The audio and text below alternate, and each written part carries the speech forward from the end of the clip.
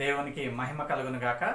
మరి యొక్క పరిశుద్ధ ఆదివార దినాన్ని బట్టి ప్రభువును స్తుతిస్తూ చిన్న ప్రార్థన చేసుకొని వాక్య ధ్యానములోనికి వెళ్దాము. శాశ్వతమైన ప్రేమతో ప్రేమిస్తున్న మా ప్రియ పరలోకపు తండ్రి, ఈ ఉదయకాల సమయంలో వాక్య ధ్యానములో నన్ను మీ సిలువ చాటును మరుగుపరచండి. మేమందరము గ్రహించవలసిన సత్యమును గ్రహించడానికి, ఆ ప్రకారము జీవించి మిమ్మలను మహిమపరచడానికి మాకు సహాయం చేయమని యేసు పరిశుద్ధ నామములో వేడుకుంటున్నాం తండ్రి, ఆమేన్. దేవునికి మహిమ కలుగును గాక. ఈ సమయంలో మొట్టమొదటిగా కీర్తనల గ్రంథము 41వ అధ్యాయమును ధ్యానం చేయాలని దేవుడు జ్ఞాపకం చేస్తూ ఉన్నాడు. కీర్తనల గ్రంథము 41వ అధ్యాయము, ఇక్కడ ఉన్నటువంటి 13 వచనాలు చదువుకొని ధ్యానం చేద్దాము. కీర్తనల గ్రంథము 41వ అధ్యాయము మొదటి వచన ప్రారంభము. బీదలను కటాక్షించువాడు ధన్యుడు, ఆపత్కాలమందు యెహోవా వానిని తప్పించును. యెహోవా వానిని కాపాడి బ్రతికించును. భూమి మీద వాడు ధన్యుడగును. వాని శత్రువుల ఇచ్చకు నీవు వాణ్ణి అప్పగింపవు. రోగశయ్య మీద యెహోవా వానిని ఆదరించును. రోగము కలుగగా నీవే వానిని స్వస్థపరచుదువు. యెహోవా, నీ దృష్టి ఎదుట నేను పాపం చేసి ఉన్నాను. నన్ను కరుణింపుము, నా ప్రాణమును స్వస్థపరచుము అని మనవి చేయుచున్నాను. అయితే నా శత్రువులు నా విషయమై చెడ్డ మాటలాడుచున్నారు. వాడు ఎప్పుడు చచ్చును, వాని పేరు ఎప్పుడు మాసిపోవును అని చెప్పుకొంచున్నారు. ఒకడు నన్ను చూడవచ్చిన ఎడల వాడు అబద్ధమాడును. వాని హృదయము పాపమును పోగు చేసుకొనుచున్నది. వాడు బయలు వెళ్ళి వీధిలో దాన్ని పలుకుచున్నాడు. నన్ను ద్వేషించు వారందరూ కూడి నా మీద గుసగుసలాడుచున్నారు. నశింపజేయవలనని వారు నాకు కీడు చేయ ఆలోచించుచున్నారు. కుదరని రోగము వానికి సంభవించి ఉన్నది. వాడు ఈ పడక విడిచి తిరిగి లేవడని చెప్పుకొంచున్నారు. నేను నమ్ముకొనిన నా విహితుడు నా ఇంట భోజనము చేసిన వాడు నన్ను తన్నుటకై తన మడిమెనెత్తెను. యెహోవా, నన్ను కరుణించి లేవనెత్తుము. అప్పుడు నేను వారికి ప్రతీకారము చేసేదను. నా శత్రువు నా మీద వల్లసింపక ఉండుట చూడగా నేను నీకు ఇష్టుడునని తెలియనాయను. నా యథార్థతను బట్టి నీవు నన్ను ఉద్ధరించుచున్నావు. నీ సన్నిధిని నిత్యము నన్ను నిలవబెట్టుదువు. ఇశ్రాయేలు దేవుడైన యెహోవా శాశ్వత కాలము నుండి శాశ్వత కాలము వరకు స్తుతింపబడునుగాక. ఆమేన్, ఆమేన్. దేవునికి మహిమ కలుగునుగాక. ఇక్కడ ఉన్నటువంటి 13 వచనాల్లో మొట్టమొదటి 3 వచనాలు చూసినప్పుడు బీదలను కటాక్షించువాడు ధన్యుడు అని మరి దావీదు జ్ఞాపకం చేస్తూ ఉన్నాడు. ఎవరైతే పేదవారుగా ఉన్నారో, ఎవరైతే అవసరంలో ఉన్నారో వారి పట్ల మనం కానీ దయగలిగి ఉన్నప్పుడు దేవుడు మన పట్ల దయగలిగి ఉంటాడు, మనల్ని విడిపిస్తాడు, శత్రువులకు అప్పగించడు. ఒకవేళ అనారోగ్యం వస్తే మరి ఆ రోగశయ్య మీద నుంచి లేవనెత్తుతాడు, ఆదరిస్తాడు, స్వస్థత ఇస్తాడు, అన్ని విషయాల్లో సహాయం చేస్తాడు అని మరి జ్ఞాపకం చేస్తూ ఉన్నాడు మొట్టమొదటి 3 వచనాల్లో. అయితే 4 నుంచి 13 వచనాల్లో తనకు వ్యతిరేకంగా ఉన్నటువంటి పరిస్థితులు, అది ఆరోగ్యం విషయంలో కానీ మరి స్నేహితులు శత్రువుల విషయంలో కానీ ఆ పరిస్థితులన్నింటినీ వివరిస్తూ ఆ పరిస్థితులకు కారణమైనటువంటి తన యొక్క పాపమును విశ్వాసంతో తగ్గించుకొని యథార్థముగా దేవుని ఎదుట ఒప్పుకుంటూ ఉన్నాడు. ఇక్కడ 4వ వచనం అదే చూస్తూ ఉన్నాము. యెహోవా, నీ దృష్టి ఎదుట నేను పాపము చేసి ఉన్నాను. నన్ను కరుణింపుము, నా ప్రాణమును స్వస్థపరచుము అని మనవి చేయుచున్నాను అంటున్నాడు. మనకు వ్యతిరేకమైన పరిస్థితులు మనకు ఎదురొస్తూ ఉన్నప్పుడు ఆ వ్యతిరేకమైన పరిస్థితులకు కారణం, మూలము మన వైపు నుంచి మనము ఎప్పుడూ ఆలోచన చేయాలి. మనము ఎక్కడ పాపము చేసి దారి తప్పిపోయి దేవుని మార్గంలో నుండి పక్కకు వెళ్ళిపోయామో, గతంలో మనం తీసుకున్న నిర్ణయాలు కావచ్చు, సొంత ఇష్టాన్ని వెంబడించి సొంత ఇష్టాన్ని మరి నెరవేర్చుకుంటూ ముందుకు వెళ్ళినటువంటి ఆ మార్గాలను జ్ఞాపకం చేసుకొని దేవుని ఎదుట తగ్గించుకొని పాపమును గురించినటువంటి విజ్ఞాపన చేయాలి. పాపమును గురించినటువంటి పశ్చాత్తాపముతో నేనే పాపము చేశాను, ఈ పరిస్థితులకు కారణం నేనే అని మనము కూడా ఒప్పుకోవాలి. ఇక్కడ దావీదు అదే పని చేస్తూ ఉన్నాడు. తన స్నేహితులు మరి తనకు స్నేహితులే కానీ మరి వేషధారణగా ఉంటూ ఉన్నారు. ఇక్కడ అదే 6వ వచనములో చూస్తాము. ఒకడు నన్ను చూడవచ్చిన ఎడల వాడు అబద్ధమాడును, వాని హృదయము పాపమును పోగు చేసుకొనుచున్నది, వాడు బయలు వెళ్ళి వీధిలో దాన్ని పలుకుచున్నాడు. నన్ను అంటే దీన్ని ఈజీగా అర్థం చేసుకోవాలంటే, నన్ను చూడడానికి వచ్చినప్పుడు అయ్యో నువ్వు ఇంత మంచివాడివే, నీకు ఇలాంటి రోగం వచ్చిందేంటి, ఇంత తీరని అన్యాయం జరిగిందే అన్నట్టుగా నా మీద ప్రేమ కనపరుస్తూ ఉన్నాడు. బయటికి వెళ్ళి వాడికి అంతే కావాలి, అతనికి అంతే కావాలి, అతడు దీనికి మరి అర్హుడు అన్నట్టుగా మరి వేషధారిగా ఉంటూ ఉన్నాడు అనేది మరి తను గమనిస్తూ ఉన్నాడు.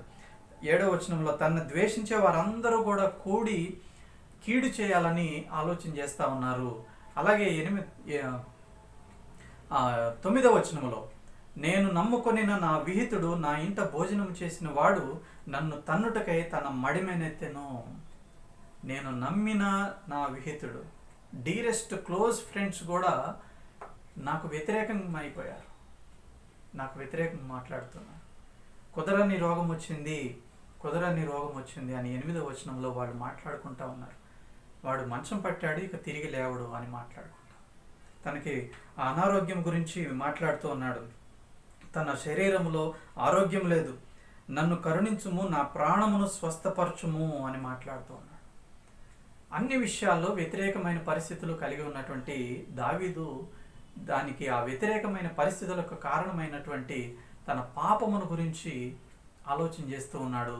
విశ్వాసముతో తను తాను తగ్గించుకొని యథార్థముగా దేవుని ఎదుట నేనే కారణం ఈ యొక్క పరిస్థితులకు అని ఎవరిని నిందించకుండా నా పాపమును నన్ను క్షమించును, నేను నా సొంత మార్గాల్లోకి వెళ్ళిపోయాను, నా ఇష్టానుసారంగా నేను ప్రవర్తిస్తూ వస్తున్నాను, అందుకే ఇవన్నీ జరుగుతూ ఉన్నాయని తను ఒప్పుకుంటా ఉన్నాడు. మనం కూడా దేవుని సన్నిధిలో ప్రతిసారి కూడా మనము పాపము మొట్టమొదటిగా ఒప్పుకునే ప్రయత్నం చేయాలి. పరిశుద్ధాత్మ దేవుని నడిపింపులో మన హృదయంలో అంతరంగంలో ఎక్కడ ఏ పాపము, ఒప్పుకొనని పాపములు, దాచిపెట్టిన పాపములు, సమర్థించుకున్న పాపములు వేరే వాళ్ళతో పోల్చుకొని వీటన్నిటినీ మనం ఒప్పుకోవాలి. మాటలతో ఒప్పుకోవాలి, హృదయపూర్వకంగా ఒప్పుకోవాలి, వాటిని విడిచిపెట్టాలి, వాటిలో నుంచి బయటికి వచ్చే నిర్ణయం కలిగి ఉండాలి మనం. అప్పుడే మన పరిస్థితులు చక్కబడటానికి అవకాశం ఉంటుంది. మన పరిధిలో మన చేతుల్లో ఉన్నంత వరకు మొట్టమొదటిగా మన విషయాలు మనం క్లియర్ చేసుకోవాలి. ఆ తర్వాత దేవుడు తన టైంలో తన పద్ధతిలో విషయాలను చక్కపరుస్తాడు. మొట్టమొదటిగా మనం ఎప్పుడైనా శ్రమల్లో వెళుతూ ఉన్నప్పుడు, తీరని సమస్యలతో చుట్టబడి ఉన్నప్పుడు, మన ప్రార్థన దేవుడు ఆలకించట్లేదు, మనకు సహాయం చేయట్లేదు అనే ఆలోచన మనం కలిగి ఉన్నప్పుడు, మనం ఎక్కడ దారి తప్పిపోయాము, ఎక్కడ సొంత చిత్తాన్ని నెరవేర్చుకుంటూ దేవునికి దూరంగా అయిపోయాము అనే ఆలోచన రావాలి. పాపము అని అంటే మనం రెగ్యులర్గా మాట్లాడుతూ ఉన్నాము, మన సొంత చిత్తము చేసుకోవడమే. అన్నిటికీ రూట్ ఏంటంటే సొంత చిత్తం చేసుకోవడమే పాపము. ఈ సొంత చిత్తం చేసుకోవడంలో నుంచి గర్వము, వేషధారణ, అవిశ్వాసము, అసూయ, తృణీకరించటం, క్షమించకపోవడం, ఇవన్నీ వస్తాయి. సో పరిశుద్ధాత్మ దేవుడు మనల్ని మనకు చూపిస్తూ ఉన్నప్పుడు మనము సరిచేసుకోవాల్సిన ప్రతి పాపమును సరిచేసుకోవాలి. మనం కవర్ చేస్తే, కప్పి పెడితే, సమర్థించుకుంటే పరిస్థితులు చక్కబడవు, మనం ఆశీర్వాదము కూడా పొందుకోము. పరిస్థితులకు కారణం ఏమిటి అనేది మొట్టమొదటిగా మనము పరిశీలన చేయాలి. ఇక్కడ అదే రాజైన దావీదు అదే పరిశోధన చేస్తూ ఉన్నాడు. అనారోగ్యము, శత్రువులు, మిత్రులు కూడా శత్రువులు అయిపోతూ ఉన్నారు. పరిస్థితుల్లో ఎక్కడా నిరీక్షణకు ఆధారమే కనబడట్లా. ఆ సమయంలో యథార్థత 12వ వచనంలో చూస్తే, నా యథార్థతను బట్టి నీవు నన్ను ఉద్ధరించుచున్నావు. తను యథార్థంగా ప్రవర్తిస్తూ ఉన్నాడు. అంటే తన యథార్థతను బట్టి దేవుడు సహాయం చేస్తాడని కాదు, కానీ తను కలిగి ఉన్నటువంటి యథార్థతకు దేవుడు విలువనిస్తాడు అనేటువంటి ఆలోచన. తర్వాత నీ సన్నిధిని నిత్యము నన్ను నిలవబెట్టుదువు అనేటువంటి ఒక విశ్వాసం, గట్టి నమ్మకం కలిగి ఉన్నాడు. అందుకే నేను అంటున్నాను, విశ్వాసముతో, యథార్థతతో తను తాను తగ్గించుకొని తన పాపమును ఒప్పుకుంటా ఉన్నాడు. ఎవరిని నిందించట్లేదు, వ్యక్తులను కానీ, పరిస్థితులను కానీ, అపవాదిని కానీ, చివరికి దేవుణ్ణి కానీ ఎవరిని నిందించట్లేదు. తన పరిస్థితులకు తనే కారణమని మరి తను ఒప్పుకుంటా ఉన్నాడు. నాలుగో వచనం మరలా ఒకసారి చూస్తే, యెహోవా నీ దృష్టి ఎదుట నేను పాపము చేసి ఉన్నాను, నన్ను కరుణింపుము, నా ప్రాణమును స్వస్థపరచుము అని రాజైన దావీదు దేవుని దగ్గర మొరపెడుతూ ఉన్నాడు. మనము మన పాపము విషయంలో, మన అంతరంగములో, దేవా నా యొక్క మార్గాల్లో నేను ఎక్కడ తప్పిపోయాను, దేవా నాకు చూపించు. పరిశుద్ధాత్మ దేవుడు మనకు చేసే ప్రధానమైన విలువైన మేలుల్లో ఒకటేంటంటే, ఆశీర్వాదాల్లో ఒకటేంటంటే మనల్ని మనకు చూపించడం. మనం అందరినీ చూస్తాము, సమయం దొరికితే అందరినీ చూస్తాము, అందరినీ తీర్పు తీరుస్తాము, అందరినీ విమర్శిస్తాము, అందరినీ కొలతతో కొలుస్తూ ఉంటాము. కానీ పరిశుద్ధాత్మ దేవుడు మనలో క్రియ చేస్తున్నాడు, మనలో ఉన్నాడు అని అంటే ఒక హింట్ ఏంటంటే, ఒక సూచన ఏంటంటే మనల్ని మనకు చూపించడం. ఆ పని చేస్తే అది ఆశీర్వాదం. దేవుడు మనల్ని మనకు చూపిస్తే మనం ఎక్కడ తప్పిపోయామో, ఎక్కడ దారి తప్పిపోయామో, ఎక్కడ అవిధేయత చూపించామో అది మనకు చూపిస్తే, అది మనం ఒప్పుకొని విడిచిపెట్టి దాంట్లోంచి బయటకు వస్తే అది మనకు ఆశీర్వాదం. ఏదో రెవల్యూషన్స్ తెలుసుకున్నంత మాత్రాన కాదు, జ్ఞాన సంబంధమైనటువంటి బైబిల్ విషయాలు ఎన్నో తెలుసుకుంటా ఉంటాయి. అవి మారు మనసు పశ్చాత్తాపానికి నడిపించకపోతే వాటి వలన ఆశీర్వాదం ఉండదు, పరిస్థితులు చక్కబడవు. ఇక్కడ దావీదు అదే తను బాధపడతా ఉన్నాడు. దేవుని ఎదుట తగ్గించుకొని విశ్వాసముతో పరిస్థితులు విషమించినా కూడా విశ్వాసమును విడిచిపెట్టలేదు. దేవుని మీద ఆధారపడ్డాడు, దేవుణ్ణి వెతుకుతూ ఉన్నాడు, తన పాపమును గురించి ఒప్పుకుంటూ ఉన్నాడు. గతంలో కూడా చూసాం 39వ దావీదు కీర్తనలో తను అంటూ ఉన్నాడు, నాలుకతో పాపము చేయకుండానట్లు నా మార్గాలను జాగ్రత్తగా చూసుకుంటాను. పాపము చేయడానికి కాంట్రిబ్యూట్ చేసేటువంటి నాలుక కానీ, కళ్ళు కానీ, చేతులు కానీ, హృదయము, మనస్సు, వీటన్నిటిలో మనము జాగ్రత్త కలిగి ఉండాలి. దేవుని ఎదుట ఒప్పుకుంటూ ఉండాలి, ఎప్పటికప్పుడు ఒప్పుకుంటూ ఉండాలి. నన్ను పరిశీలించండి, నా మార్గాలను పరిశోధించండి దేవా, ఎక్కడ తప్పిపోయానో నాకు చూపించండి, నేను ఒప్పుకోవడానికి, వాటిలోంచి బయటికి రావడానికి, విడిచిపెట్టడానికి సహాయం చేయండి దేవా అని మనం ఎప్పుడైతే ప్రార్థన చేస్తామో అప్పుడు మన పరిస్థితులు చక్కబడతాయి. మంచి ఆరోగ్యము, మరి శత్రువులు తగ్గిపోతారు, శత్రువుల నుంచి విడిపిస్తాడు. మిత్రులు కూడా వేషధారులుగా ప్రవర్తించరు. కాబట్టి ఉదయకాలము దేవుడు జ్ఞాపకం చేస్తూ ఉన్నాడు, ప్రతి పాపమును ఒప్పుకోనండి, ప్రతి పాపము. అప్పుడే మనకు నిరీక్షణ కలుగుతుంది, పరిస్థితులు చక్కబడతాయని. పరిస్థితులు మరి దేవుడు మారుస్తాడు. మనం పాపమును ఒప్పుకోకపోయినా, విడిచిపెట్టకపోయినా, ఒకవేళ పరిస్థితులు విషమించకుండా, వ్యతిరేకంగా ఉంచకుండా, మంచిగా మనకు అనుకూలం చేస్తూ ఉంటే మనము ఏమని భ్రమపడతాము అంటే, నేను దేవుని దృష్టికి బాగానే ఉన్నాను కాబట్టి పరిస్థితులన్నీ అనుకూలంగా ఉన్నాయని మనల్ని మనం మోసం చేసుకుంటాం. అందుకే దేవుడు వ్యతిరేకం చేస్తాడు. అప్పుడైనా ఆలోచిస్తామేమోనని. అది మనకు ఆశీర్వాదం. ప్రేమతో ఆయన పరిస్థితులను వ్యతిరేకం చేస్తాడు మనకి. అప్పుడైనా ఎక్కడ పొరపాటు జరిగింది, ఎక్కడ తప్పు జరిగింది, ఎక్కడ సరి చేసుకోవాలి, ఎందుకు నాకు ఇలా జరుగుతుంది అనేటువంటి ఆలోచనలోకి వచ్చి, సరి అయిన మార్గంలోనికి వచ్చి ఆశీర్వదించబడాలని దేవుడు కోరుతా ఉన్నాడు. కానీ మనం దాదాపు కవరప్ చేసుకుంటూ ఉంటాం, కవర్ చేస్తూ ఉంటాం, దాచిపెట్టేస్తాం, జస్టిఫై చేసుకుంటాం, వాళ్ళు వీళ్ళతో పోల్చుకొని ఎవరు చేయట్లేదు, ఇది చిన్న తప్పు కదా. పరిశుద్ధుడైన దేవుని ఎదుట నుంచోవాలంటే, ఆయన సన్నిధిలో నుంచోవాలంటే ఆయన వలె పరిశుద్ధంగా ఉండాలి. అప్పటి వరకు కూడా దేవుడు మనకు చూపిస్తూనే ఉంటాడు మనలో ఉన్నటువంటి సొంత మార్గాల్లో వెళ్ళినటువంటి ఆలోచనలు. మనం ఒకవేళ ఇష్టపడి దేవుని మార్గాల్లో నడుచుకోవాలి, దేవుడు ప్రేమించి నా తప్పును నాకు చూపిస్తున్నాడు అని అంటే ప్రభువును స్తుతిస్తాం. చాలాసార్లు పాపము ఒప్పుకోవాల్సి వచ్చేటప్పటికి విసుగు వస్తుంది. పాపమును ఒప్పుకోవాలంటే విసుగు పడుతుంది. ప్రతిసారి పాపం ఒప్పుకోవాలా, ఏంటి ఇది అని. కానీ దేవుడు సమయాన్ని పొడిగిస్తూ ఉంటే ఈ పాపము ఒప్పుకోవడం, పాపములో నుండి బయటికి రావడం అనేది మనము ఆశీర్వాదకరంగా దీన్ని చూస్తాం. పాపము ఒప్పుకునే ప్రతిసారి కూడా, మనకు ఛాన్స్ వచ్చిన ప్రతిసారి కూడా దాన్ని బ్లెస్సింగ్గా పరిగణిస్తాం, లేకపోతే విసుగ్గానే ఉంటుంది.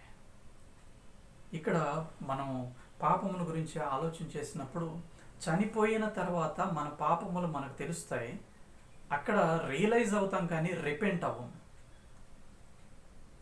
పశ్చాత్తాపడతాం కానీ మారు మనసు అనుభవం రాదు. మనసు మార్చుకొని పాత మార్గాలను విడిచిపెట్టే అవకాశం అక్కడ ఉండదు. దేవుడు ప్రేమించి దినాలను పొడిగిస్తున్న ఈ సమయంలోనే మనకు అవకాశం ఉన్నది. ఇది ఆశీర్వాదము. పాపము ఒప్పుకోవడము, విడిచిపెట్టడము, దేవుడు చెప్పే ప్రతిసారి నీలో ఈ పాపం ఉన్నది, ఈ సొంత మార్గాల్లో వెళుతున్నారు, మీలో గర్వం ఉన్నది, వేషధారణ ఉన్నది, అవిశ్వాసం ఉన్నది, ఇతరులను తృణీకరిస్తూ ఉన్నారు, క్షమించడం లేదు, అంగీకరించడం లేదు, ఇలాంటివన్నీ చెప్తూ ఉన్నప్పుడు మనం బ్లెస్సింగ్గా ఫీల్ అవ్వాలి. అది బ్రతికి ఉన్న మనకు మాత్రమే ఈ అవకాశం ఉన్నది. ఒప్పుకొని విడిచిపెట్టి ప్రభు మార్గములో నడుచుకొని ప్రభు ఉండే స్థలంలో వెళ్ళేటువంటి అవకాశము బ్రతికి ఉన్న మనకు మాత్రమే ఉన్నది. చనిపోయిన ఏ ఒక్కరికి లేదు, ఒకవేళ వాళ్ళు సొంత మార్గాల్లో నడుచుకొని మరి చనిపోతే. కాబట్టి దేవుడు ఈ ఉదయకాల సమయంలో మనకు జ్ఞాపకం చేస్తూ ఉండగా పాపమును గురించినటువంటి ఆలోచన కలిగి ఉందాం. మనం ఎక్కడ నా జీవితంలో పాపం చేశానో, ఎందుకు పరిస్థితులు ఇలాగ ఉంటూ ఉన్నాయి, దేవుడు ఏమి నేర్పిస్తూ ఉన్నాడు, నేను ఏమి ఒప్పుకోవాలని విడిచిపెట్టాలని కోరుతూ ఉన్నాడని ఆలోచనకు వచ్చినప్పుడు దేవుడు సహాయం చేస్తాడు. మనం విసుక్కుంటే లేకపోతే జస్టిఫై చేసుకుంటే దేవుడు మరలా జ్ఞాపకం చేయడు. చూస్తాడు, ప్రేమించి జ్ఞాపకం చేస్తూ ఉంటాడు. మనము ఒప్పుకొని బయటికి వస్తే ఇంకా సహాయం చేస్తాడు. ఒప్పుకోకుండా, అది సెన్సిటివ్గా ఫీల్ అవ్వకుండా, ఆ మనస్సును హృదయాన్ని కఠినపరుచుకుంటే దేవుడు విడిచిపెట్టేస్తాడు. కానీ ప్రేమతో హెచ్చరిస్తూ, ఇంకా సమయాన్ని పొడిగిస్తూ, సరి చేసుకోవడానికి అవకాశాలు ఇస్తున్నప్పుడు మెలకోగలిగి ఆ పని కానీ చేయగలిగితే పరిస్థితులు చక్కబడతాయి. దేవుని ఆశీర్వాదం మనం చూడగలం. ఈ విషయాల యందు మనము లక్ష్యం ఉంచాలని దేవుడు కోరుతూ ఉన్నాడు. ప్రేమించి గద్దిస్తూ ఉండగా ఈ మాటలు మనం తీసుకొని ముందుకి కొనసాగుదాము. దేవునికి మహిమ కలుగును గాక. 2వ సెషన్లో ఎఫెసీయులకు రాసినటువంటి పత్రిక, అపోస్తలుడైన పౌలు ఎఫెసీయులకు రాసినటువంటి పత్రిక 5వ అధ్యాయము 15 నుంచి 18 వరకు 15 నుంచి 18 వరకు ఉన్నటువంటి వచనాలు చదువుకుందాము. అపోస్తలుడైన పౌలు ఎఫెసీయులకు రాసిన పత్రిక 5వ అధ్యాయము 15 నుండి 18 వరకు. దినములు చెడ్డవి గనుక మీరు సమయమును పోనీయక సద్వినియోగము చేసుకొనుచు అజ్ఞానుల వలె కాక జ్ఞానుల వలె నడుచుకొనున్నట్లు జాగ్రత్తగా చూచుకొనుడి. ఇందు నిమిత్తము మీరు అవివేకులు కాక ప్రభువు యొక్క చిత్తమేమిటో గ్రహించుకొనుడి. మరియు మద్యముతో మత్తులై ఉండకుడి, దానిలో దుర్వ్యాపారం కలదు, అయితే ఆత్మపూర్ణులై ఉండుడి. అపోస్తలుడైన పౌలు ఎఫెసీయులకు రాస్తూ దినములు చెడ్డవి అని మాట్లాడుతున్నాడు. 15వ వచనంలో మనం ప్రధానంగా గమనించవలసింది ఏంటంటే, దినములు చెడ్డవి. దినములు ఎలా చెడ్డవి? Days are evil. దినములు ఎలా చెడ్డవి అని ఆలోచన చేసినప్పుడు మనం 3 విషయాలు పరిగణనలోకి తీసుకోవచ్చు. ఒకటి, మారుతున్నటువంటి పరిస్థితులు. రెండవది కాల పరిమితి. మూడవది మన యొక్క శక్తి సామర్థ్యాలు, మనిషి యొక్క శక్తి సామర్థ్యాలు, మానవుల యొక్క శక్తి సామర్థ్యాలు 3. ఈ 3 విషయాలు మనం పరిగణలోకి తీసుకున్నప్పుడు ఈ దినములు చెడ్డవా కాదా అనే విషయం అర్థమవుతుంది. మొట్టమొదటిది మనం చూసినప్పుడు, మారుతున్నటువంటి పరిస్థితులు చూసినప్పుడు టెక్నాలజీలో కొత్త విషయాలు కనుక్కుంటా ఉన్నారు. టెక్నాలజీలో అయితే అందులో లాభాలు ఉన్నాయి, నష్టాలు ఉన్నాయి. అందులో కొంతమేరకు సెక్యూరిటీ ఉంది, కొంతమేరకు సెక్యూరిటీ లేదు. ఫైనాన్షియల్ ట్రాన్సాక్షన్స్ కానీ, పర్సనల్ కానీ ఇవి చూసినప్పుడు హ్యాక్ అవుతూ ఉన్నాయి. వేరే వారు పర్సనల్ డీటెయిల్స్ని దొంగిలిస్తూ ఉన్నారు. ఫైనాన్షియల్ అకౌంట్స్ కూడా మరి హ్యాక్ అయ్యి అందులోంచి డబ్బులు పోతా ఉన్నాయి. మారుతున్నాయి పరిస్థితులు, క్రొత్త టెక్నాలజీనే, కానీ సెక్యూరిటీ పూర్తిగా లేదు. ఎప్పుడు ఏం జరుగుతుందో తెలియదు. సడన్గా వైరస్ అటాక్ అవ్వచ్చు. కొత్త కొత్త విషయాలు కనిపెడుతున్నారు, కానీ దానితో పాటే నష్టాలు కూడా పెరుగుతూ ఉన్నాయి. పరిస్థితులు మారుతున్న పరిస్థితులు. అలాగే దేశాల మధ్య కంట్రీస్ మధ్య పోటీ ఎక్కువైపోయి మరి యుద్ధాలకు దారితీస్తూ ఉన్నాయి. అది కనబడే యుద్ధాలు కాదు, కానీ కనబడని యుద్ధాలుగా అయిపోతూ ఉన్నాయి. బయో వెపన్స్ కావచ్చు, మరి మరొక రకం కావచ్చు. ఇలా మారుతున్నటువంటి పరిస్థితులను బట్టి చూస్తే దినములు చెడ్డవి అన్నట్లుగానే మనకు కనబడుతుంది. దినములు చెడ్డవి. రెండవది కాల పరిమితి. చూస్తే కాల పరిమితి, ఇప్పుడు రోజులు జరుగుతూ ఉన్నాయి కదా, 2020 సంవత్సరంలో ఉన్నాం. ఈ కాల పరిమితిని కూడా చూసినప్పుడు ఒకప్పుడు క్రీస్తు శకము 90వ సంవత్సరము, క్రీస్తు శకము 90వ సంవత్సరంలో యోహాను రాసినటువంటి మొదటి పత్రికలో తను ఏమి రాస్తూ ఉన్నాడంటే, యోహాను రాసినటువంటి మొదటి పత్రిక 2వ అధ్యాయము 18వ వచనములో, చిన్నపిల్లలారా, ఇది కడవరి గడియ, క్రీస్తు విరోధి వచ్చునని వింటిరి కదా, ఇప్పుడును అనేకులైన క్రీస్తు విరోధులు బయలుదేరి ఉన్నారు. ఇది కడవరి గడియ అని దీని చేత తెలుసుకొంచున్నాము. యోహాను రాసినప్పుడే చివరి గడియ, ఇది కడవరి గడియ అని రాశాడు. ఇప్పుడు చూస్తే రాసిన తర్వాత, ఈ పత్రిక రాసిన తర్వాత 2000 సంవత్సరాలు. ఇప్పుడు చూస్తే చివరి మూమెంట్స్, చివరి సెకండ్స్. సో కాల పరిమితి కూడా మనకు తెలియదు, ఎప్పుడు ఏం జరుగుతుందో మనకు తెలియదు, కాల పరిమితి కూడా. తర్వాత మనిషి యొక్క, మానవుల యొక్క శక్తి సామర్థ్యాలు, అలాగే తన ఆయుష్, వీటి గురించి కూడా మనం చూసినప్పుడు కీర్తనల గ్రంథము 103, కీర్తనల గ్రంథము 103వ అధ్యాయము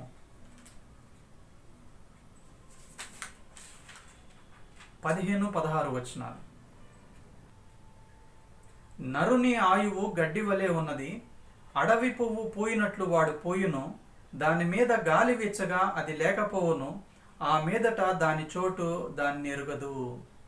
మనుషుల యొక్క జీవిత దినాలు ఎంత కొద్దివో, అలాగే ఆ జీవిత దినాల్లో వాళ్ళకుండే శక్తి సామర్థ్యాలు ఎంత అల్పమైనవో ఇక్కడ మనకి రాజైనటువంటి దావీదు రాసినటువంటి 103వ కీర్తనలో మనం చూస్తూ ఉన్నాం. అలాగే యోబు గ్రంథము 14వ అధ్యాయము మొదటి 2 వచనాలు. యోబు గ్రంథము 14వ అధ్యాయము మొదటి 2 వచనాల్లో యోబు అంటూ ఉన్నాడు, స్త్రీ కన్నిన నరుడు కొద్ది దినములు గలవాడై మిక్కిలి బాధ నొందును, పువ్వు వికసించినట్లు వాడు పెరిగి వాడిపోవును, నీడ కనబడకపోవునట్లు వాడు నిలువక పారిపోవును అంటూ ఉన్నాడు. చాలా కొద్ది దినాలు, మనిషి యొక్క దినాలు చూస్తే కొద్ది దినాలు. ఒకవేళ శక్తి సామర్థ్యాలు కూడా చూసినా కూడా కీర్తనల గ్రంథము 39, గతంలో ఒకసారి చూసాము, 39వ అధ్యాయము 5వ వచనములో, వ్యక్తి యొక్క శక్తి సామర్థ్యాలు చూసిన ఎంత స్థిరుడైనను ప్రతి వాడును కేవలము ఒట్టి ఊపిరి వలె ఉన్నాడు. వ్యక్తి యొక్క శక్తి సామర్థ్యాలు, అలాగే వ్యక్తి యొక్క దినాలు, ఇవన్నీ కూడా కొద్దివి, అల్పమైనవి. అలాగే కీర్తనల గ్రంథము 90వ అధ్యాయంలో కూడా మనం మరొక మాట చూస్తాము. మోషే రాసినటువంటి ప్రార్థన, దైవజనుడైన మోషే చేసిన ప్రార్థనలో 90వ అధ్యాయము 10వ వచనము, మా ఆయుష్కాలము 70 సంవత్సరములు, అధిక బలమున్న ఎడల 80 సంవత్సరములగును, అయినను వాటి వైభవము ఆయాసమే, దుఃఖమే, అది త్వరగా గతించును, మేము ఎగిరిపోవుదము. ఒకవేళ మా ఆయుష్కాలము 70 సంవత్సరాలు లేకపోతే 80 సంవత్సరాలు అయినా కూడా వాటి వైభవము ఆయాసము, దుఃఖమే, ఆయాసము, దుఃఖమే. మనం చేసేటువంటి ట్రాన్సాక్షన్స్లో ఆయాసము, దుఃఖమే. మనకున్నటువంటి వ్యక్తి కాల పరిమితిలో అవి కూడా తక్కువ. సో ఇట్లా మనం మారుతున్న పరిస్థితులు కానీ, కాల పరిమితి కానీ, వ్యక్తి యొక్క శక్తి సామర్థ్యాలు, కాల పరిమితి, ఇవన్నీ మనం చూసినప్పుడు దినాలు చెడ్డవి అనేటువంటి విషయము మనకు అర్థమవుతా ఉంది. కాబట్టి ఇక్కడ అపొస్తలుడైన పౌలు ఎఫెసీయులకు రాస్తూ ఏమంటున్నాడంటే, దినములు చెడ్డవి గనుక మీరు సమయమును పోనీయక సద్వినియోగము చేసుకొనుచు అజ్ఞానుల వలె కాక జ్ఞానుల వలె నడుచుకున్నట్లు జాగ్రత్తగా చూచుకొనుడి. దినాలు ఎలా చెడ్డవో మనం చూస్తూ ఉన్నాం. ఎప్పుడు ఏం జరుగుతుందో తెలియదు. బయట దినాల గురించి, పరిస్థితుల గురించి, వ్యక్తి యొక్క దినాలు, పరిస్థితుల గురించి అధ్యయనం చేసినప్పుడు దినాలు చెడ్డవి. అయితే జ్ఞానము కలిగి ప్రవర్తించండి అని పౌలు మాట్లాడుతూ ఉన్నాడు ఇక్కడ. అయితే జ్ఞానము కలిగి ఎలా ప్రవర్తించాలి అనే దాని గురించి 17వ వచనములో, ఎఫెసీయులకు రాసిన పత్రిక 5వ అధ్యాయము 17వ వచనము, ఇందు నిమిత్తము మీరు అవివేకులు కాక ప్రభువు యొక్క చిత్తం ఏమిటో గ్రహించుకొనుడి. మొట్టమొదటిది ప్రభు చిత్తముగా గ్రహించుకోండి. ప్రభు చిత్తము గ్రహించుకోండి. ప్రభు చిత్తాన్ని గ్రహించుకొని ప్రభు చిత్తములో నడుస్తున్నప్పుడు, ప్రభు చిత్తాన్ని చేసినప్పుడు మీరు దినములు సద్వినియోగం చేసుకోగలరు. ఇది. అలాగే రెండవ మాట ఏంటంటే 18వ వచనము, మరియు మద్యముతో మత్తులై ఉండకుడి, దానిలో దుర్వ్యాపారం కలదు, అయితే ఆత్మపూర్ణులై ఉండండి. దినాలు సద్వినియోగం చేసుకోవాలి అంటే దినాలు చెడ్డవి కాబట్టి, దినములు చెడ్డవి కాబట్టి వాటిని సద్వినియోగం చేసుకోవాలి అంటే మొట్టమొదటిగా దేవుని చిత్తాన్ని గ్రహించాలి. ఒకటి. రెండు, దేవుని చిత్తము చేయాలి అని అంటే ఆత్మపూర్ణులై ఉండాలి అని చెప్తా ఉన్నాడు. ఈ రెండు విషయాలు చేయాలి. ఇప్పుడు మనము దేవుని చిత్తమును గ్రహిస్తూ ఉన్నామా? దేవుని చిత్తములోనే నడుస్తూ ఉన్నామా? యేసు ప్రభుని సొంత రక్షకునిగా అంగీకరించి క్రొత్త జీవితాన్ని మొదలుపెట్టినటువంటి మనము దేవుని చిత్తాన్ని తెలుసుకొని దేవునికి ఇష్టమైన రీతిలో దేవుడు ముందుగా సిద్ధపరిచినటువంటి ప్రణాళిక చొప్పున అడుగులు వేస్తూ ఉన్నామా? గత వారం అంత ముందు వారాల్లో చూసాము. ఈ ఎఫెసీయులకు రాసిన పత్రికలోనే 2వ అధ్యాయము 10వ వచనములో, దేవుడు ముందుగా సిద్ధపరిచిన సత్క్రియలు చేయుటకై మనము క్రీస్తు యేసునందు సృష్టింపబడిన వారమై ఆయన చేసిన పని అయి ఉన్నాము. ఇదే ఆలోచనలో, ఇదే మార్గంలో మనము నడుచుకుంటూ ఉన్నామా? ఇక్కడ దేవుని చిత్తం వచ్చేటప్పటికి రెండు విషయాలు మనం ఆలోచన చేయొచ్చు. అందరి పట్ల ఉన్నటువంటి దేవుని చిత్తము అంటే అందరూ రక్షణ పొందాలి, అందరూ పరిశుద్ధపరచబడాలి, రక్షణ పొందిన ప్రతి వారు పరిశుద్ధపరచబడాలి. పరిశుద్ధపరచబడే క్రమంలో దేవుని స్వరూపంలోనికి, అనగా ఆయన కుమారుడైన యేసు ప్రభువు స్వరూపంలోనికి మనం మార్చబడాలి. మూడు విషయాలు అందరి విషయంలో దేవుని యొక్క చిత్తము ఏమిటి అన్నప్పుడు, తిమోతికి రాసినటువంటి మొదటి పత్రిక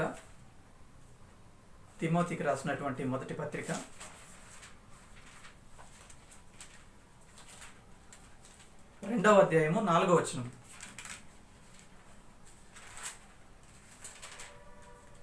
తిమోతికి రాసినటువంటి మొదటి పత్రిక 2వ అధ్యాయము 4వ వచనము, మనుషులందరూ రక్షణ పొంది సత్యమును గూర్చిన అనుభవ జ్ఞానము కలవారై ఉండవలనని నిశ్చయించుచున్నాడు. అందరూ రక్షణ పొందాలి. అందరి విషయంలో దేవుని యొక్క ఆలోచన, దేవుని యొక్క చిత్తము, దేవుని యొక్క ప్రణాళిక అందరి విషయంలో. అలాగే రెండవది, అందరూ పరిశుద్ధపరచబడాలి. ఎవరైతే రక్షణ పొందారో వారందరూ పరిశుద్ధపరచబడాలి. తెస్సలోనీయులకు రాసినటువంటి మొదటి పత్రిక 4వ అధ్యాయము 3వ వచనం, మీరు పరిశుద్ధులగుటయే అనగా మీరు జారత్వమునకు దూరముగా ఉండుటయే దేవుని చిత్తము. మనము రక్షణ పొందిన మనం అందరము కూడా పరిశుద్ధపరచబడుతూ ఉన్నామా?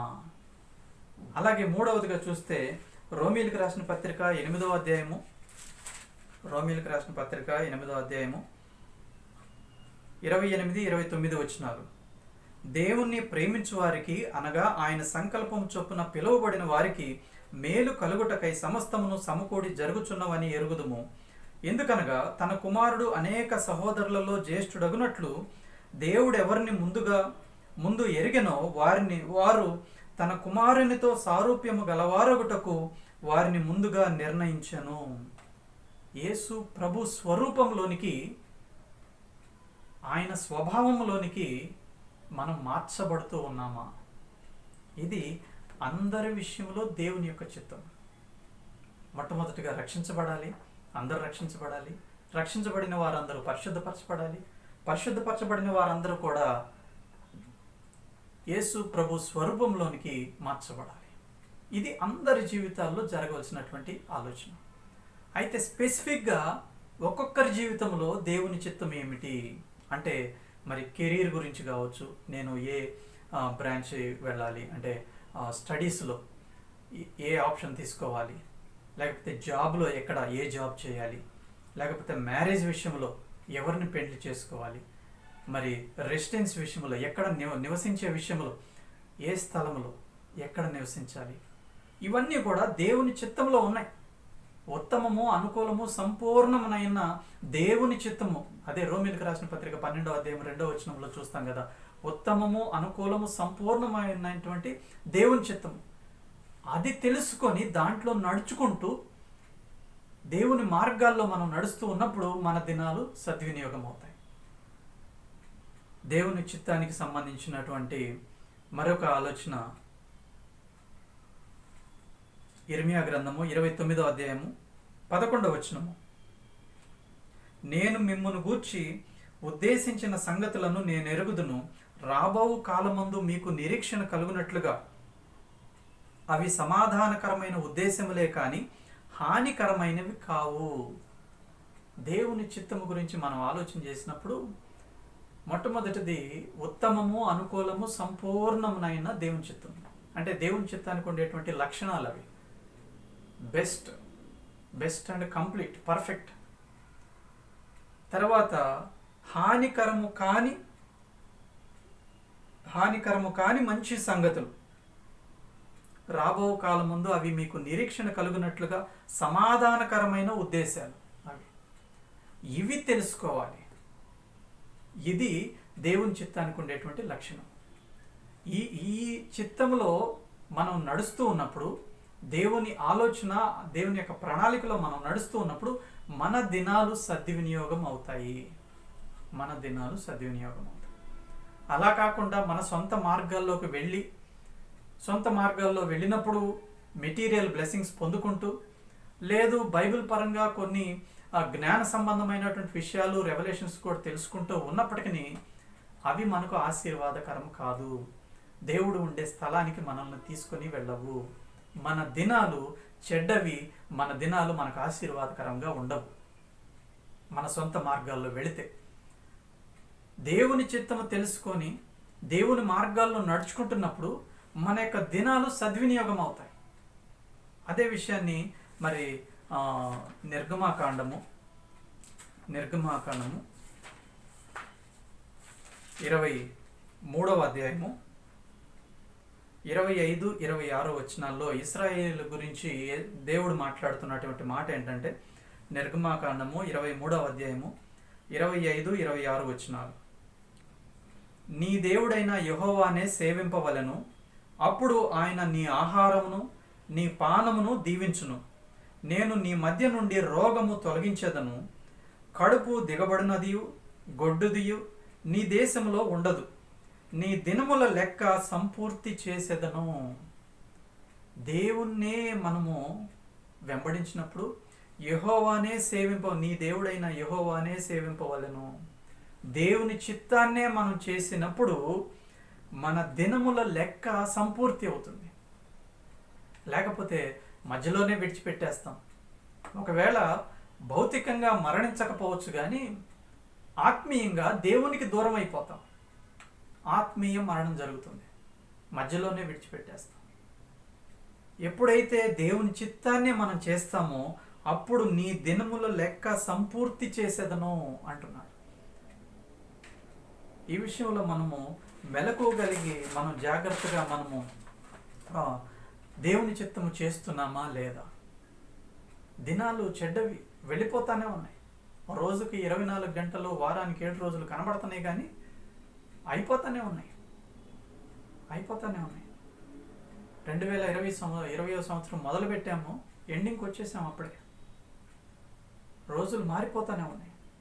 అందుకే మనము దేవుని చిత్తాన్ని తెలుసుకొని దేవుని చిత్తంలో నడుస్తున్నప్పుడు, దేవుని చిత్తము చేస్తూ ఉన్నప్పుడు మన దినాలు సద్వినియోగం అవుతాయి. దేవుడు మన దినముల లెక్క సంపూర్తి చేస్తాడు. ఈ విషయమై మనము ఒకసారి పౌలు గురించి, ఎఫెసీయులకు రాసినటువంటి పౌలు తన విషయంలో దేవుని చిత్తం ఎలా చేశాడు, తన జీవిత దినాలని ఎలా పూర్తి చేశాడు. పరిశుద్ధుడైన పౌలు దమస్కు మార్గంలో దేవుడు తనకు ప్రత్యక్షమై, యేసు ప్రభు ప్రత్యక్షమై చెప్పినప్పుడు, తన పట్ల దేవునికి ఉన్నటువంటి ఉద్దేశం చెప్పినప్పుడు లోబడ్డాడు. వెంటనే లోబడ్డాడు. 30-35 సంవత్సరాలప్పుడు అంగీకరించినటువంటి పౌలు 60-65 సంవత్సరాల మధ్యలో తనకివ్వబడినటువంటి సిలబస్ని పూర్తి చేశాను అంటున్నాడు. ఎలా పూర్తి చేశాడు? ఎక్కడ మొదలుపెట్టాడు అంటే, ఫిలిప్పీలకు రాసిన పత్రిక 3వ అధ్యాయము 12వ వచనము. ఫిలిప్పీలకు రాసినటువంటి పత్రిక 3వ అధ్యాయము 12వ వచనము.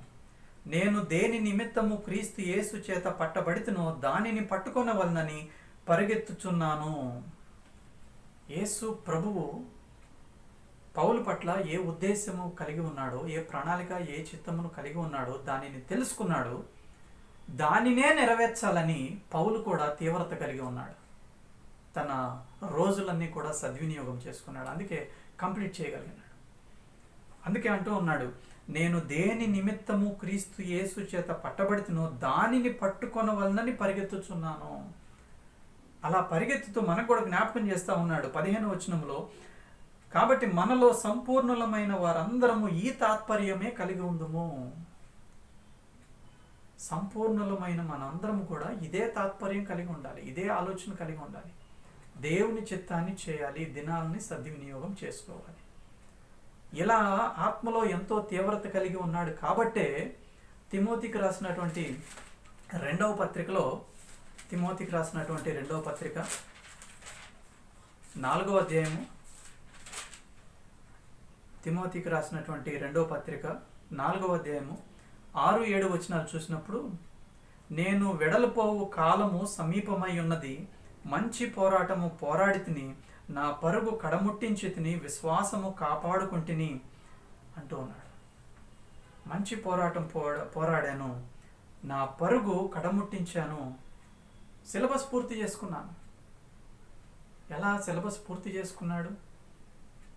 తన దినాలని సద్వినియోగం చేసుకున్నాడు. దేవుని చిత్తము తెలుసుకొని, దేవుని చిత్తమును నెరవేరుస్తూ, దేవుని మార్గాల్లో నడుస్తూ, ఎన్నో ఇరుకు ఇబ్బందులు ఉన్నప్పటికీ కూడా దేవుని చిత్తాన్ని నెరవేరుస్తూ తన దినాలను సద్వినియోగం చేసుకొని తన యొక్క సిలబస్ని కంప్లీట్ చేశాడు. ఇది కాబట్టే మనకు రాస్తున్నాడు. అలాగే ఎఫెసీయులకు రాసినటువంటి ఆ పత్రికలో, ఎఫెసీయులకు రాసినటువంటి పత్రిక 5వ అధ్యాయంలో, దినములు చెడ్డవి గనుక సమయం పోనీక సద్వినియోగం చేసుకోండి. సద్వినియోగం చేసుకోవాలి అని అంటే దేవుని చిత్తం ఏదో గ్రహించండి. జ్ఞానముతో, వివేకముతో మీరు దేవుని చిత్తాన్ని మొట్టమొదట గ్రహించండి. అలాగే పేతురు కూడా అదే మాట మాట్లాడుతున్నాడు. యేసు ప్రభు శిష్యుడైనటువంటి పేతురు రాసినటువంటి 2వ పత్రిక 1వ అధ్యాయము 10వ వచనంలో, మీ పిలుపును ఏర్పాటును నిశ్చయం చేసుకొనుటకు మరి జాగ్రత్త పడుడి. యేసు ప్రభు మిమ్మల్ని ఎందుకు పిలిచారు? మీ పట్ల ఆయనకున్నటువంటి ఆలోచన ఏంటి? అదే చేస్తూ ఉన్నారా? లేకపోతే చేస్తూ దారి తప్పిపోతూ ఉన్నారా? వెనక్కి వెళ్ళిపోయారా? సీరియస్గానే ఉన్నారా? దేవుని చిత్తాన్ని ఎలాగైనా ముగించాలి, నాకు ఉన్నది ఒకటే జీవితము అనే ఆలోచన కలిగి ఉన్నారా అని ఇక్కడ పేతురు జ్ఞాపకం చేస్తూ ఉన్నాడు. పేతురు రాసినటువంటి 2వ పత్రిక 1వ అధ్యాయము 10వ వచనంలో, మీ పిలుపును ఏర్పాటును నిశ్చయం చేసుకున్నట్టుకు మరి జాగ్రత్త పడుడి. అలాగే 12వ వచనంలో, మీరు ఈ సంగతులు తెలుసుకొని అంగీకరించి సత్యమునందు స్థిరపడి ఉన్నను, వీటిని గూర్చి ఎల్లప్పుడూ మీకు జ్ఞాపకం చేయుటకు సిద్ధముగా ఉన్నాను. మీకు తెలిసినా కూడా పిలుపు, ఏర్పాటు, వీటి విషయం నేను ఇంతకుముందు మాట్లాడాను. ఒకవేళ మీకు తెలిసినా కూడా నేను జ్ఞాపకం చేసే విషయంలో సిద్ధంగా ఉన్నాను. ఇందులో మీరు స్థిరపడాలి. స్థిరపడి ఉన్నను, సత్యమునందు స్థిరపడి ఉన్నను, మీకు జ్ఞాపకం చేస్తూనే ఉంటాను. జ్ఞాపకం చేసే విషయంలో నేను సిద్ధంగా ఉన్నాను అంటున్నాడు. రెండోది, అలాగే నేను ఈ గుడారములో ఉన్నంత కాలము, 14 వచనం మధ్య భాగము,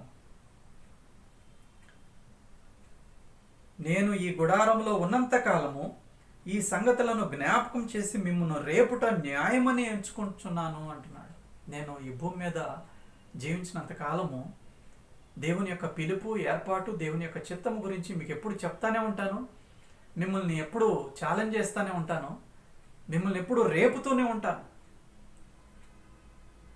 అలాగే మూడవదిగా 15వ వచనంలో చూస్తే, నేను మృతి పొందిన తర్వాత కూడా మీరు నిత్యము వీటిని జ్ఞాపకం చేసుకొనున్నట్లు జాగ్రత్త చేతును. ఒకవేళ నేను చనిపోయిన తర్వాత కూడా దేవుని పిలుపు, ఏర్పాటు, దేవుని చిత్తము మీరు జ్ఞాపకం చేసుకొని అందులో నడవాలని నేను జాగ్రత్త చేసి వెళ్తాను అంటున్నాడు ఇక్కడ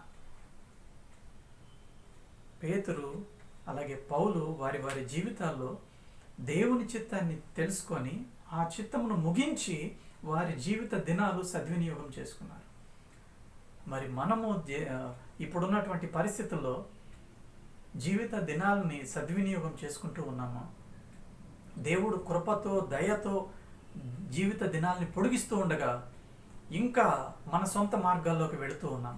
మన సొంత ఇష్టాలని నెరవేర్చుకుంటూ వెళుతూ ఉన్నాం. యేసు ప్రభువుని సొంత రక్షకునిగా అంగీకరించి కూడా. అయితే ఒకవేళ సొంత మార్గాల్లోకి వెళితే మన దినాల్ని సద్వినియోగం చేసుకోవట్లే, వేస్ట్ అయిపోతూ ఉన్నాయి.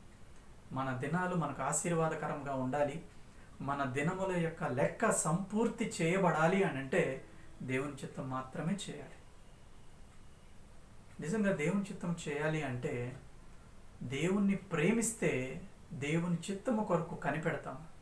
ప్రతి ఒక్క విషయంలో, అదే కెరీర్ విషయంలో కానీ, జాబ్ విషయంలో కానీ, మ్యారేజ్ విషయంలో కానీ, ప్రాపర్టీస్ కొనేటప్పుడు కానీ, ప్రతి ట్రాన్సాక్షన్లో దేవుని చిత్తం ఏంటి, దేవుని చిత్తం ఏంటి, దేవుని ఆలోచన ఏంటి, దేవుడు నేను ఏమి చేయాలని కోరుతున్నాడు. దేవుణ్ణి ఎప్పుడైతే మనం ప్రేమిస్తామో ఈ ఆలోచన కలిగి ఉంటాం.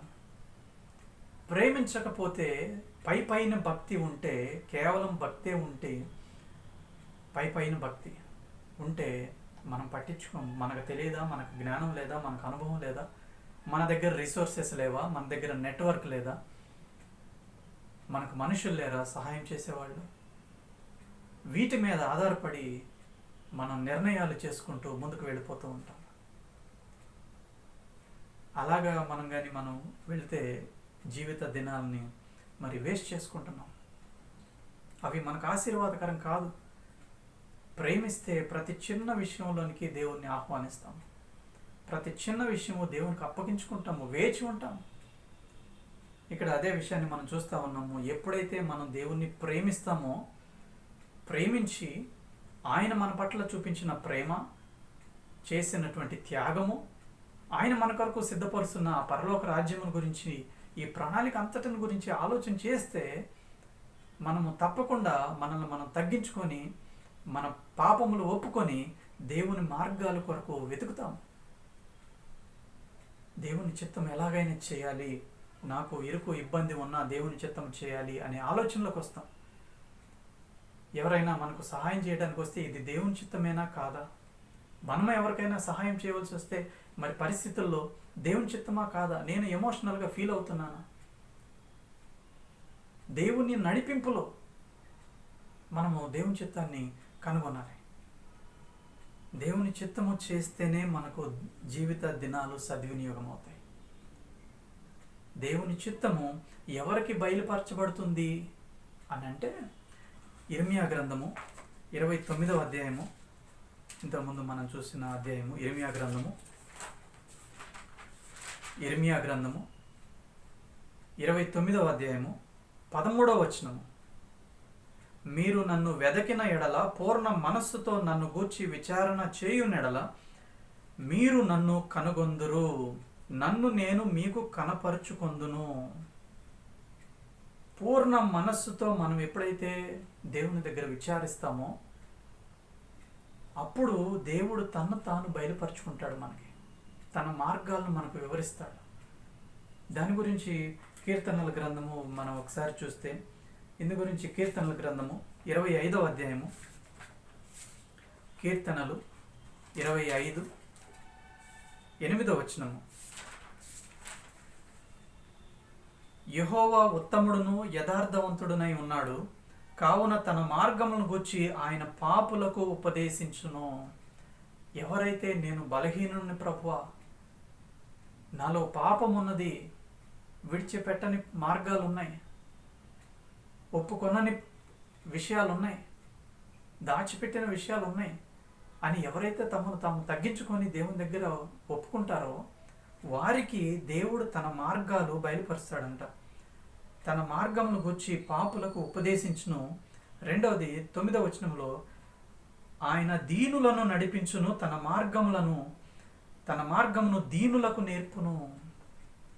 ఎవరైతే తగ్గించుకుంటారో వారికి, ఎవరైతే పాపులు నేను పాపిని అని యథార్థంగా ఉంటారో వారికి, అలాగే 12వ వచనము, భయభక్తులు, యెహోవా యందు భయభక్తులు గలవాడెవడో వాడు కోరుకోనవలసిన మార్గమును ఆయన వారికి బోధించును. ప్రతి విషయంలో దేవుడు భయము అంటే ఇక్కడ భయము భక్తి. భయము అంటే నేను ఎక్కడ దేవుణ్ణి బాధ పెడతానో అది భయం. నా యొక్క క్రియలు, నా యొక్క నిర్ణయాలు, నా మార్గాల్లో నేను దేవుణ్ణి ఎక్కడ బాధ పెడతానో అని భయముతో ఎప్పుడైతే నడుచుకుంటామో వారు కోరుకోవలసినటువంటి మార్గమును ఆయన వారికి బోధించును. అలాగే యెహోవా మర్మము ఆయన యందు భయభక్తులు గల వారికి తెలిసి ఉన్నది. 14వ వచనము, ఆయన తన నిబంధనను వారికి తెలియచేయును. దేవుణ్ణి కానీ నిజంగా ప్రేమిస్తే, దేవుని చిత్తము చేయాలనే ఆలోచనతో పూర్ణ మనస్సుతో ఆయన్ని వెతుకుతాము. తగ్గించుకొని పాపినని ఒప్పుకొని యథార్థంగా దేవుని యందు భయభక్తులు కలిగి ఆయన యొద్ద వేచి ఉన్నప్పుడు దేవుడు తన మార్గాలు బయలుపరుస్తాడు మనకి. అలా కాకుండా మన సొంత జ్ఞానము, అనుభవము, మనకున్న రిసోర్సెస్ మీద ఆధారపడి ముందుకు వెళుతుంటే దినములు చెడ్డవి, ఆశీర్వాదకరము కాదు.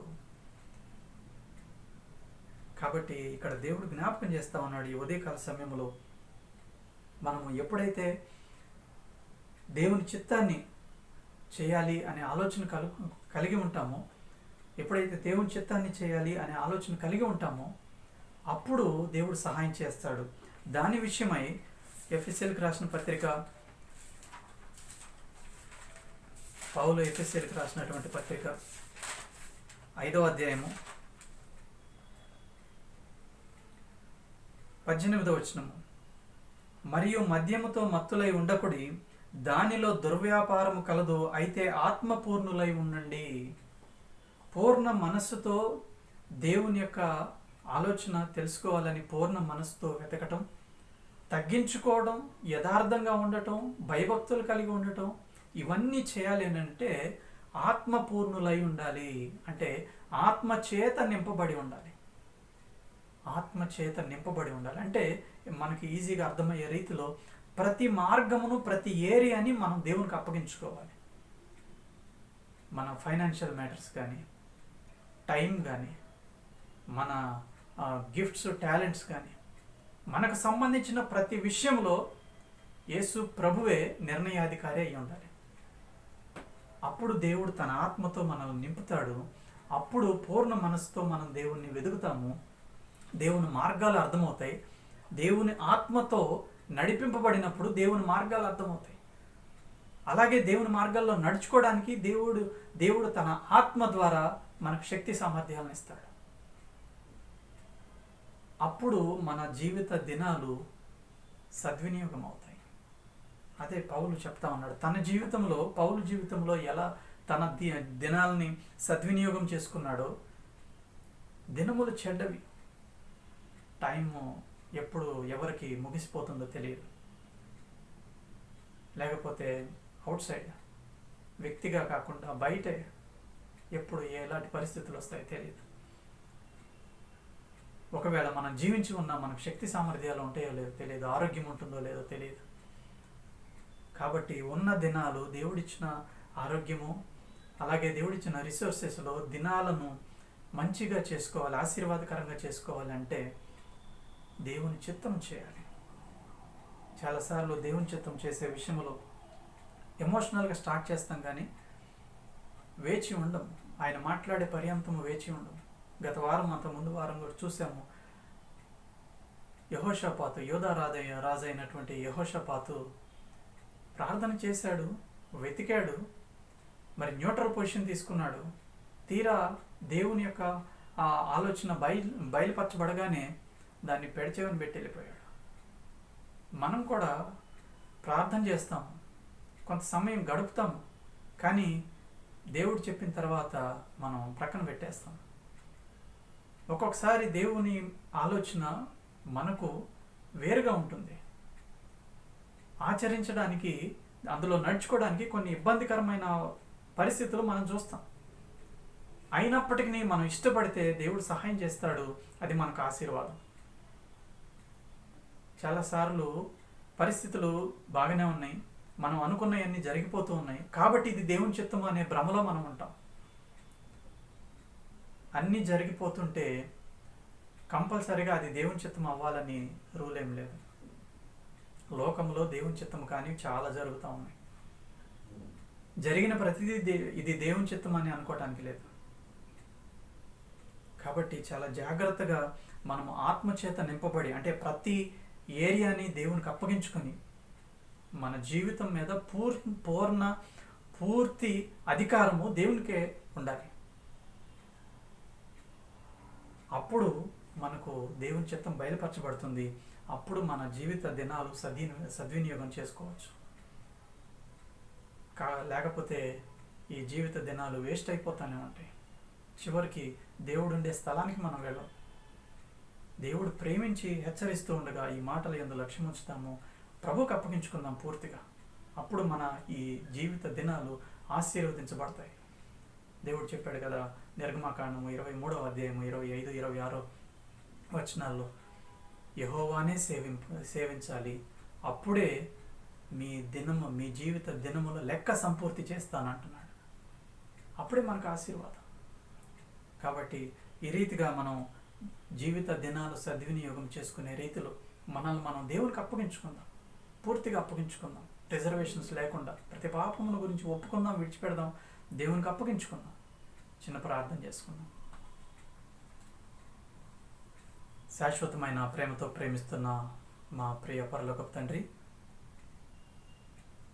ఈ ఉదయకాల సమయంలో మా జీవిత దినాలు చెడ్డవి కాబట్టి వాటిని సద్వినియోగం చేసుకోండి అని మీరు హెచ్చరించినందుకు మీకు స్తోత్రాలు ప్రభువా. ఎలా సద్వినియోగం చేసుకోవాలో కూడా మీరు చెప్పినందుకు మీకు స్తోత్రాలు. మీ చిత్తాన్ని తెలుసుకోవడం ద్వారా, మీ చిత్తంలో నడుచుకోవడం ద్వారా, మీ చిత్తాన్ని నెరవేర్చడం ద్వారా జీవిత దినాలు సద్వినియోగం చేసుకోవచ్చు. అయితే అది ఎలా సాధ్యమవుతుంది అంటే ఆత్మపూర్ణులై ఉండండి అని మీరు చెప్తా ఉన్నారు. పూర్తిగా మీకు అప్పగించుకోవడానికి మాకు సహాయం చేయమని, అన్ని విషయాల్లో నిర్ణయాధికారము మీ చేతుల్లో పెట్టడానికి మాకు సహాయం చేయమని, ప్రతి దినము ఆత్మచేత నింపబడి, అది చిన్న విషయమైనా పెద్ద విషయమైనా మీ దగ్గర వేచి ఉండి మీరు తీసుకున్న నిర్ణయానికి విధేయత చూపించి మా జీవిత దినాలు సద్వినియోగం చేసుకుంటూ మాకు ఆశీర్వాదకరంగా, అలాగే మీకు మహిమకరముగా మా జీవిత దినాలని సద్వినియోగం చేసుకోవడానికి మాకు సహాయం చేయమని మమ్మల్ని మీ చేతులకు అప్పగించుకుంటూ యేసు పరిశుద్ధ నామములో వేడుకుంటున్నాం తండ్రి. ఆమేన్. దేవుడు మిమ్మల్ని దీవించునుగాక. ఆమేన్.